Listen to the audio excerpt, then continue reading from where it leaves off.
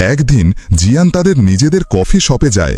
সেখানে গিয়ে সে যা দেখে তাতে তার পায়ের নিচ থেকে মাটি সরে যায়। তার স্বামী ওয়েট্রেস দা ঝিংমেয়ের সাথে ঘনভাবে কথা বলছে। তাদের সম্পর্কটা যে শুধু কর্মচারী আর মালিকের নয় সেটা বুঝতে আর দেরি হয় না জিয়ানের। জিয়ান সেখানে দাঁড়িয়ে কোনো সিন ক্রিয়েট না করে নীরবে চলে আসে। ভেতরে ভেতরে ভেঙে গেলেও জিয়ান হাল ছাড়তে চায় না। সে জিমে গিয়ে কঠোর পরিশ্রম শুরু করে, নিজের শরীরকে আরও আকর্ষণীয় করে তোলার চেষ্টা করে।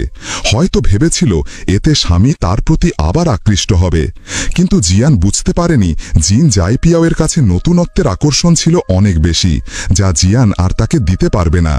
এটা অনেকটা প্রিয় খাবারের মতো, রোজ খেতে খেতে স্বাদ ফুরিয়ে যায়। এদিকে নতুন এক বিপদ জিয়ানের জীবনকে আরও দুর্বিষহ করে তোলে। তার সোশ্যাল মিডিয়া অ্যাকাউন্ট হ্যাক হয়ে যায়। কে বা কারা তার অ্যাকাউন্ট থেকে আপত্তিকর ছবি ও ব্যক্তিগত তথ্য প্রকাশ করে। জিয়ান বুঝতে পারে না কে তার পেছনে লেগেছে। একদিন রাতে বাড়ি ফেরার পথে এক অচেনা ব্যক্তি তাকে অদ্ভুত সব কথা বলতে শুরু করে। পরের কথাগুলো এতটাই ভয়ঙ্কর ছিল যে জিয়ান ভয়ে দৌড়াতে শুরু করে। ভাগ্যক্রমে পথে টহলরত পুলিশের দেখা পেয়ে সে রক্ষা পায়। পুলিশ লোকটিকে ধরে থানায় নিয়ে যায়, কিন্তু লোকটি উল্টো জিয়ানের বিরুদ্ধেই অভিযোগ তোলে। আর পুলিশও যেন জিয়ানের কথা বিশ্বাস করতে চায় না।